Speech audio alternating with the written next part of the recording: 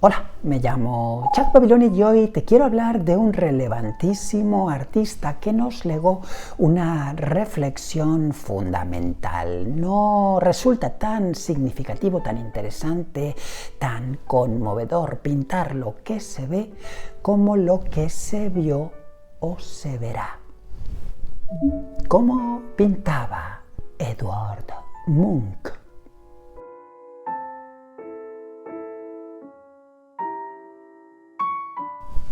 Pero antes de meter mis manos en los cubos de pintura de Munch, déjame decirte que este vídeo que recién comienzas a visionar lo creo con muchísimo gusto a sugerencia de Salvador Díaz Romero 482. Salvador, aquí tienes el vídeo que te prometí. Y aprovecho también para decirte a ti que no eres Salvador Díaz Romero 482, que si quieres que te hable de algún artista universal de la historia de la humanidad, oriental u occidental, da igual, por favor déjamelo en comentarios y con muchísimo gusto también crearé un vídeo exclusivo para ti. Lo primero que salta a la vista cuando observo la obra de Munch, cualquiera de sus obras, es que cayó, si me permites esta reflexión poética, cayó, entre comillas, en la misma virtud en la que cayeron Egon Schiele y Amedeo Modigliani. Puedes revisar sus vídeos después de ver este, si eres tan amable. ¿En qué virtud cayó? Exactamente en el suficiente es más, esa paráfrasis caprichosa que yo utilizo en relación con aquel eslogan, aquel lema brutalista, less is more, menos es más, con el que yo no estoy nada de acuerdo. A veces más, es maravilloso y a veces menos, es terrible. Bueno, Schiele, Modigliani y Munch cayeron en esta virtud, a mi juicio, es irrefutable. Detuvieron su mano cuando su cerebro consideraba que la pintura ya estaba creada. Pintar de más es siempre un error. Otra característica notoriamente visionable cuando se advierte en los cuadros de Munch, a mi juicio, es que cuando representa figuras humanas, estas siempre son sistemáticamente esquematizadas, o sea, recurre a no, nuevamente, irse de más en la confección de elementos subsidiarios, satélites o anexos. Por ejemplo, si está pintando un ojo, ya sirve con que nos cree una imagen de mandorla, de almendra, ya sabemos que eso es un ojo, no hace falta pintarle pestañas a ese ojo. Bien, Munch no lo hace. También en ocasiones pinta manos y como ya sabemos que ese brochazo es atribuible a una mano, ni siquiera pinta dedos. ¿Qué más da si ya sabemos que eso está al final de un brazo? Bueno, no puede ser otra cosa que, si lo pintamos con colores de carnadura, ser una mano. De modo que, bueno, ten también esto en cuenta cuando te acerques a Munch. Por lo que te acabo de decir, se colige evidentemente con algo que no he dicho explícitamente, pero te lo digo de forma implícita. Munch fue un pintor figurativo, eminentemente figurativo. No le interesó la abstracción como motivo fundamental, si bien muchas porciones de sus obras se pueden entender de forma iconográficamente abstracta. Y esto me lleva a otro punto que a su vez está enganchado a este anterior, y el anterior, como te acabo de comentar, estaba al otro, de modo que aquí se produce una significación eslabonada. El color, el tratamiento cromático en la obra de Munch es naturalístico hasta un cierto punto. Por ejemplo, si pinta un cielo, lo pinta de azul en circunstancias de no crepúsculo, ¿de acuerdo? Pero ese azul puede ser plomizo, puede ser plateado, bien, no necesariamente el azul que relacionamos con un día soleado. Bien, con el resto de asociaciones cromáticas, si pinta un mar, si pinta unas rocas, si pinta un vestido femenino o masculino, un traje, recurre a lo mismo, recurre a ser naturalístico hasta un cierto punto, o sea, se toma licencias de matiz. Para explicarte el siguiente punto, he de explicarte con mucho gusto qué es una veladura. Una veladura es una fina capa, generalmente muy diluida, de pintura del medio mismo que estamos utilizando. Por ejemplo, si estamos pintando un cuadro al óleo, pues es una dilución extrema de óleo, mucha trementina y poco óleo, digamos, para entendernos, que el artista utiliza para colocar delante de un empaste. Por favor, visiona de nuevo el vídeo que dediqué a Séraphin de Senlis. Ahí te expliqué qué es el impasto, palabra italiana, por favor. Bueno, aquí lo que hace Munch en toda su obra siempre es crear veladuras sobre un impasto previo que es, a diferencia del de Séraphin, ínfimo. En Munch los empastes son ínfimos, son nimios, lo suficiente como para crear un fogonazo de luz que luego será matizado por veladuras. Pues bien, ahora te explico un punto relativo solo a Munch que tiene que ver con las veladuras, pero veladuras a lo Munch. Desde el Renacimiento italiano más esplendoroso, 400, 500, las veladuras se han creado siempre por dilución extrema de un medio específico, un disolvente, que en el caso del óleo es la esencia de trementina o en su versión burda el aguarrás, dentro de ese medio que estamos utilizando. Bien, aquí, recuerda, óleo. Vale, pues ¿cómo creaba sus óleos Munch en relación con las veladuras? Pues creando una veladura un tanto sui generis, que consistía en frotar el impasto mientras estaba aún húmedo, mientras no se había oxidado suficientemente. Y entonces, al retirar con un trapo, con una espátula, con un cuchillo, ese impasto en un porcentaje X, lo que se creaba es que volvíamos de nuevo a la imprimación original, de modo que, bueno, mantenía un poquito de impasto, pero retiraba, digamos, para entendernos, entre comillas, el sobrante. Bien, en muchas pinturas de Munch esto es visionabilísimo. Y ahora te comento una característica de Munch que lo amista con una característica de Henri Matisse. Revisiona por favor el vídeo que le dediqué, si eres tan amable. Ahí te decía que Henri Matisse, si necesita colocar un área de azul, solo colocaba un azul, un solitario, un, bueno, exento de otros azules, azul. Pues bien, a Munch le ocurre básicamente lo mismo, no siempre es así de rígido, pero si quiere un azul coloca solo un azul y no 16 azules más sobre ese azul que hagan que ese azul se matice, vibre. Bien, ¿por qué hacemos esto los artistas a veces? ¿Por qué colocamos 16 azules distintos sobre un mismo azul, que al fin y al cabo a 5 metros se va a leer como azul? Pues exactamente por eso, para enriquecer ese azul de una vibración que de otro modo no tiene, no logra, no consigue, no transmite. El contorno de las figuras de Munch siempre, en el 100% de los casos, es un contorneo continuo, de trazo continuo, algo que comparte con Egon Schiele. Ahí te decía que Schiele utilizaba siempre un contorneo que era de un solo trazo. Bien, Munch hace lo mismo, a veces sobre pintura aún fresca, creando un fundido en fresco, que también te he explicado en otros vídeos, y en ocasiones también un trazo rápido. Se ve la velocidad en los trazos de Munch. Esto sucede porque lo observamos pericialmente. Yo observo siempre los cuadros de Munch como los de cualquier otro artista, no necesito historiografía anexa. Cuando observas los cuadros de Munch, ves que aunque un cuadro lo haya pintado durante 3 años, es claro que lo tuvo, digamos, en cuarentena 3 años, pero que no estuvo pintándolo 3 años, 8 horas al día por sesión, no. Vemos que siempre el contorneo es veloz.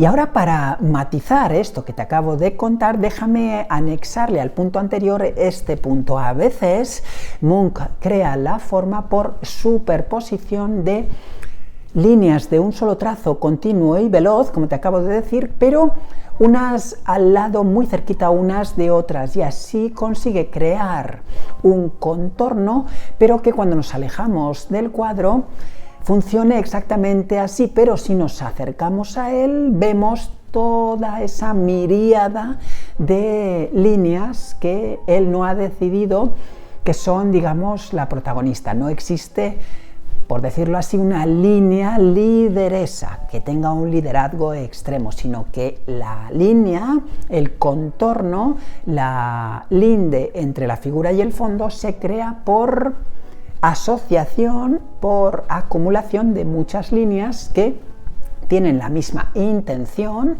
la misma dirección, el mismo sentido, el mismo matiz, la misma saturación, sí, pero que no se ubican en un rango físico específico. Esto, por ejemplo, es clarísimo en el retrato que practicó al filólogo, músico y filósofo alemán Friedrich Nietzsche. Aquí ves que, por ejemplo, los brazos están creados así y muchas de las líneas del paisaje simplemente lo están también de esta forma. Son, digamos, si me lo permites, poéticamente aproximaciones a una idea universal de contorno. Y para agregar un valor añadido a este punto, permíteme que me apoye en el anterior. ¿Ves? Vas viendo que en Munch toda la lectura pericial es eslabonada. A mi juicio está clarísimo. Bien, aquí te quiero comentar un extremo que me parece fascinante. El hecho de que cuando Munch considera que algo ya se entiende, que el motivo ya está lo suficientemente claro, no hay que ir más allá. Esto lo entronca con el punto que te comentaba hace un momento, el suficiente es más. Como ves, el paisaje del fondo del retrato a Nietzsche es casi una abocetación, un abocetamiento de la idea de paisaje. No hay mucho más que agregar, si bien se podría, seguro que estás pensando, haber estado agregando capas y capas de pintura sobre ese abocetamiento. ¿Pero qué habríamos logrado? Bueno, no ir mucho más allá. Sí, le habríamos colocado elementos, digamos, decorativos al edificio que se ve, le habríamos colocado matorrales específicos, árboles con nombre propio, sí, pero el paisaje habría caminado espiritualmente hacia un lugar superior, a mi juicio, no. Y para este punto en concreto necesito un punto anterior. Bueno, es así como ves, en Munch el juego es así, o jugamos así o no jugamos. Las facciones en las figuras humanas que están en segundo, tercero, cuarto, quinto planos no conservan facciones reseñables, simplemente se esbozan con la idea de rostro, pero con los mínimos elementos posibles. Si acaso, por ejemplo, cabello, una gran mancha oscura, y carnadura para el rostro específico, o para los brazos, las manos, los pies, pero no agrega facciones a un rostro que va a estar en segundo, tercero, cuarto planos. ¿Para qué le vamos a pintar facciones si no necesitamos saber más de algo que, por ejemplo, cuando caminamos por la calle tampoco detectamos? Sabemos, pero no vemos. Cuando una persona se nos acerca por la calle a 300 metros, entendemos que es persona porque comprendemos desde muy lejos su antropometría. Es un bulto móvil que tiene brazos, que tiene piernas, que tiene cabeza, sí, pero, y no en todos los casos, por supuesto, pero entendemos que esta antropometría universal nos sirve para detectar que aquello es una persona y no es un perro o un gato, ¿vale? Pero realmente cuando esto sucede a esa persona que está a centenares de metros de nosotros, ¿le estamos viendo las pestañas? ¿Le estamos viendo los pelillos de las orejas? ¿Le estamos viendo el vello de las piernas? Evidentemente no. Bueno, pues Munch aquí produce exactamente un manifiesto que tiene que ver con esto. solo pinto lo sugeridor, pero no pinto lo específicamente analítico. Otro jugueteo pictórico de Munch que es interesantísimo es que coloca casi siempre alrededor de sus figuras el mismo contorno repetido, pero no con el color que ha utilizado para crear esa figura, sino con el color del fondo, de modo que no es exactamente como te decía antes, que para crear la figura vaya duplicando, triplicando, cuadruplicando la línea de contorno con el propio color de la figura, sino que hace eso mismo, pero con el color del fondo utilizado como el contorno mismo de la figura. Esto es clarísimo, por ejemplo, en Autorretrato bajo máscara femenina. Ves que ese color del fondo lo ha colocado muchas veces, creando líneas que son exactas al perfil de la figura humana del caballero representado, en este caso, él mismo. En el ya comentado vídeo que dediqué a Séraphine de Senlis, te decía que Séraphine utilizaba la estereotipia. También en el de Basquiat, en el que dediqué a Jean-Michel Basquiat, te decía esto, que utilizaba la estereotipia, que, te vuelvo a recordar, en artes plásticas no es un concepto despectivo o peyorativo, como sí lo suele ser en la vida mundana, ¿no? Estereotipar, te decía, te vuelvo a recordar, consiste nada más que en repetir un mismo motivo o una misma acción constantemente y que esta repetición quede a la vista. Pues bien, en Munch asocio otro concepto, se produce una estereotipia de pincelada, no ya de motivo, sino de pincelada, como ves, por ejemplo, de forma cardinal, irrefutable, en su autorretrato con pinceles, o también en el cuadro que también te muestro relativo al dramaturgo, el retrato que le practicó al dramaturgo y escritor sueco August Strindberg. ¿Ves? Aquí, ¿por qué vibra esta imagen global? Porque la pincelada está estereotipada. Sí, recuerda, no es despectivo. Es que simplemente, en este caso, ha decidido Munch utilizar un solo tipo de pincelada. Y esta pincelada se repite constantemente en todo el cuadro y así se crean las diferencias cromáticas y las diferencias específicamente dibujísticas que buscan que Strindberg, por ejemplo, o el propio Munch se parezcan en ambos cuadros, pero nada más. Aquí lo importante es que el cuadro vibra porque las pinceladas lo hacen. Y ahora para este punto me apoyo en una debilidad personal en lo relativo a Munch, este cuadro Autorretrato en el infierno. Fíjate qué maravilla. Aquí se producen ya varias cosas, por eso lo he dejado para este momento, que ya te he comentado en este vídeo. Estereotipia de pinceladas, sí. Fundidos rápidos, continuos, de velocidad, de un solo trazo, sí. Pero te agrego algo más. ¿Qué le ocurre a este cuadro? ¿Por qué se mueve la pintura? Se mueve porque está creada solo con medias tintas. No existen luces altas, que llamamos en plástica. No ha creado luces saturadas, ni siquiera ha colocado blancos extremos u oscuros también extremos. Si entornas los ojos, por favor, hazlo, se me acaba de ocurrir, hazlo en este momento. Mira este retrato y entorna tus ojos levemente. Verás que el cuadro crea una imagen que hace desaparecer este autorretrato. ¿Por qué sucede esto? Pues porque todo está entonado en medias tintas. Y este punto, digamos que es conclusivo en relación con muchas cosas que te he comentado ya, pero lo he colocado en un punto aparte para que veas la extrema importancia que a mi juicio tiene en relación con la obra de Munch, y es el hecho de que el proceso pictórico de Munch es básicamente es un proceso bifásico. En principio crea una dilución de trementina, te vuelvo a repetir, poquito óleo, digamos, en un óleo sería la pintura, el óleo sería pigmento con aceite.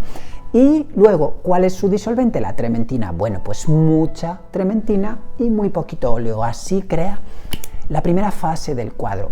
Bueno, deja secar esta fase, pero no deja secar de forma completa. No se espera una semana para seguir con el cuadro, sino que se espera 3 días y vuelve al cuadro, esta vez utilizando un poquito más de pigmento con aceite y un poquito menos de disolvente, de trementina en este caso, y entonces compensa, digamos, la proporción de estos 3 componentes y así se consigue que la pintura se cree con más densidad, no mucha, pero no poca tampoco, pero sí más que la del comienzo. A esto los pintores lo llamamos comenzar a pintar con mancha, una mancha de dilución específica, que es bastante, y luego finalizar o retocar con el proceso pictórico específico. Esto hace que pasemos a un punto siguiente.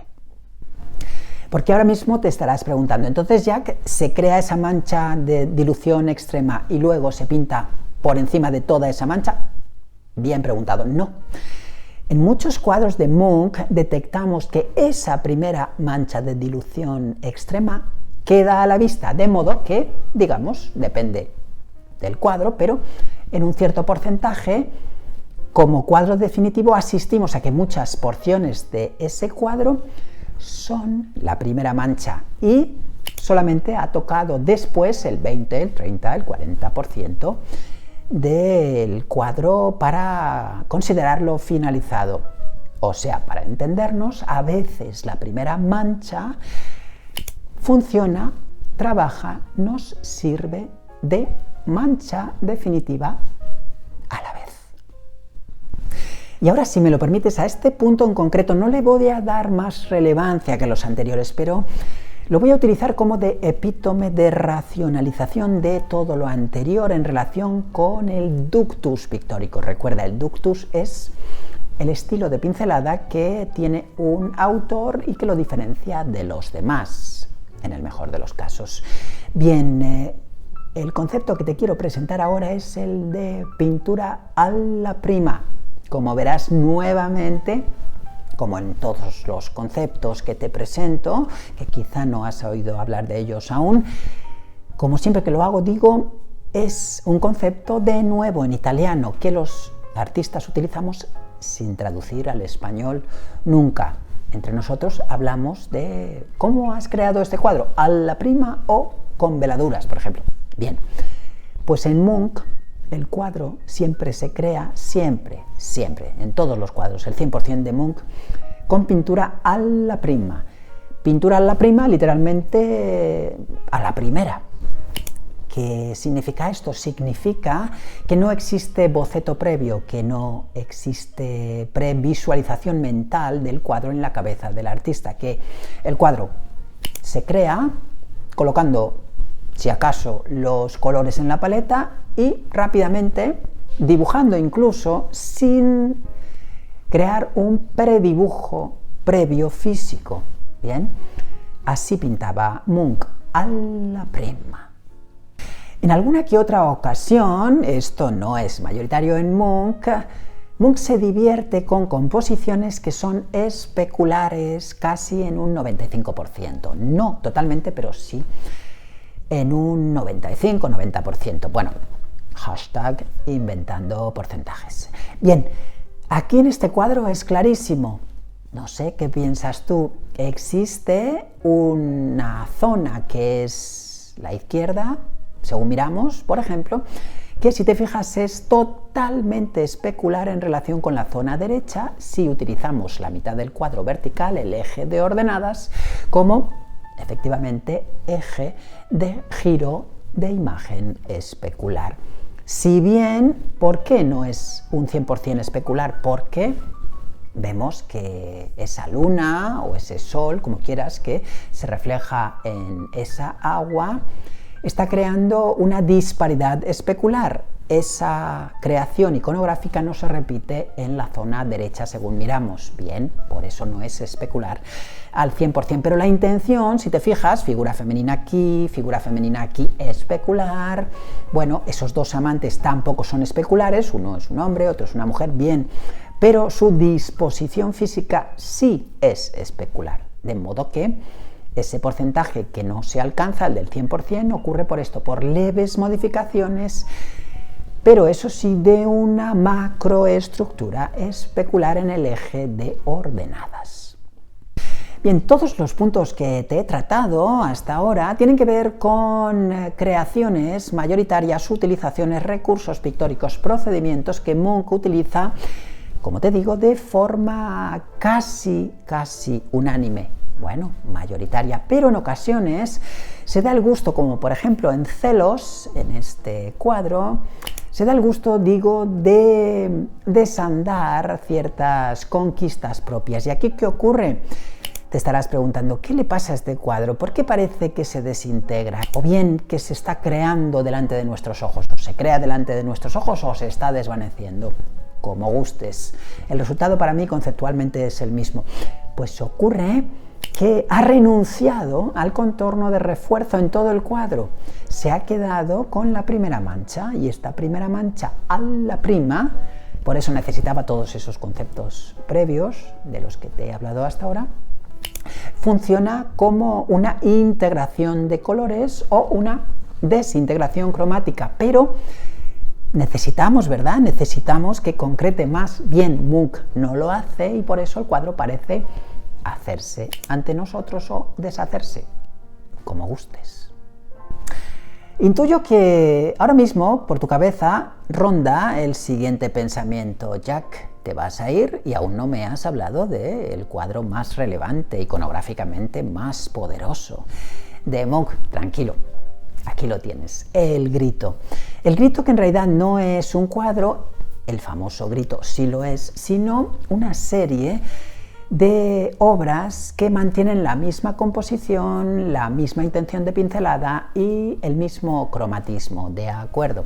A todos ellos los llamamos El Grito, aunque son el grito, el grito, el grito, el grito, 4 gritos. Y además Munch creó dibujos y silografías también relativas a El Grito. Bien, en estos momentos te voy a comentar algo que ya sabes que no es de mi agrado, pero si considero que sirve para ir más allá, sí que lo utilizo, y es el concepto de morbo, el concepto de anécdota histórica, el concepto de chismorreo. Bueno, permíteme que aquí lo utilice. Este cuadro, probablemente has oído, que tiene que ver con una persona, bueno, o decídelo tú, que está gritando. Sí, bueno, podemos entenderlo así, pero también podemos entender lo que realmente sabemos hoy que pretendió Munch.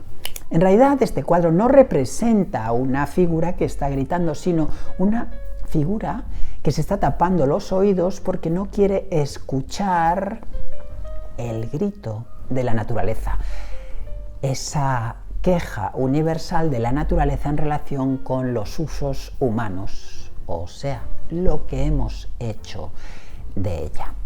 Puedes leerlo como quieras a partir de ahora. Quédate con la primera explicación, la que se ha considerado historiográficamente válida: una persona que abre la boca y se tapa los oídos, o sea, grita mientras crea esta disposición anatómica.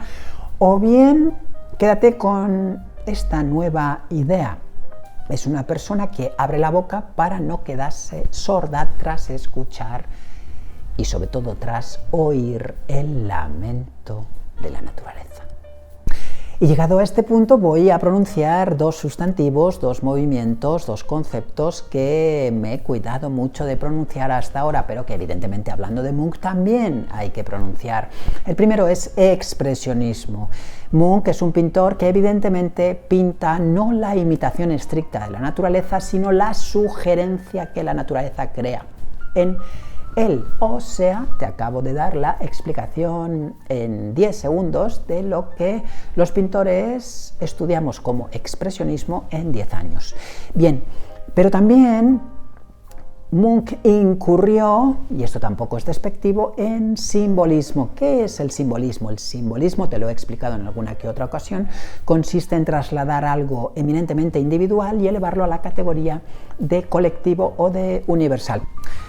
Como siempre te digo, todo se entiende mejor con datos específicos asociados a ejemplos concretos. Bueno, imagínate ahora que yo soy propietario de una empresa que crea servilletas, o sea, le compro textiles, un montón de resmas de textiles al productor X y troceo esos textiles y creo servilletas. Vale, la servilleta sirve para limpiarse básicamente las manos y la boca. Bueno, corto esos textiles y he creado servilletas, pero imagínate que en esas servilletas estampo el escudo de un país y otros símbolos asociados. ¿Qué acabo de hacer con las servilletas?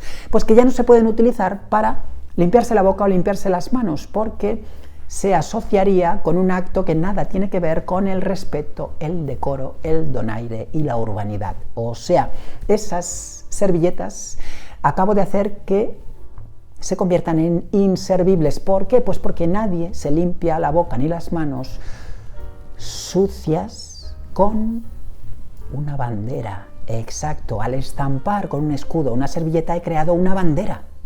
Una bandera. No se puede utilizar la bandera para eso. ¿Por qué? Porque la servilleta, al utilizar un método individualizado, la acabo de convertir en un símbolo. He elevado a colectivo y a universal lo que antes era algo mundano y sin relevancia ninguna. Bien, en la pintura de Munch existe siempre una intención simbólica que es clave, por ejemplo, en este autorretrato, que tú lo ves y dices, bueno, a mí me parece, Jack, un autorretrato en una sala, estoy viendo un reloj que está situado en la pared. Bueno, un reloj, yo veo que no posee símbolo alguno y al lado, bueno, la persona está también al lado de una cama. Bueno, ¿qué puede significar esto? Bueno, pues puede significar nada, una persona retratada, en este caso autorretratada en una estancia de interior, bien, con una pincelada suelta, bien, todo lo podemos analizar desde el punto que queramos, pero también podemos analizar exactamente lo que estás pensando ahora. El tiempo pasa y la muerte acecha. Hoy te he querido hablar del notorio y yo diría que sobresaliente pintor noruego Edvard Munch, que durante toda su carrera logró escapar de esa, a mi juicio, desactivable, muy fácilmente desactivable, impresión que ciertas personas tienen de que pintar consiste en utilizar unos colorines y colocarlos en un soporte de manera más o menos caprichosa. Bien, para esto podría servirnos su famosa frase hábilmente perifrástica. En mis cuadros no intento explicarme la pintura, en mis cuadros intento explicarme la vida. Me llamo Chuck Babiloni y llevo 45 de mis 53 años dedicado al estudio y la práctica de las artes plásticas, la literatura y la música. ¿Te ha servido este vídeo? Por favor, dale al like, suscríbete a mi canal, compártelo en tus redes sociales si eres tan amable y nos vemos en el siguiente. Arigato gozaimashita.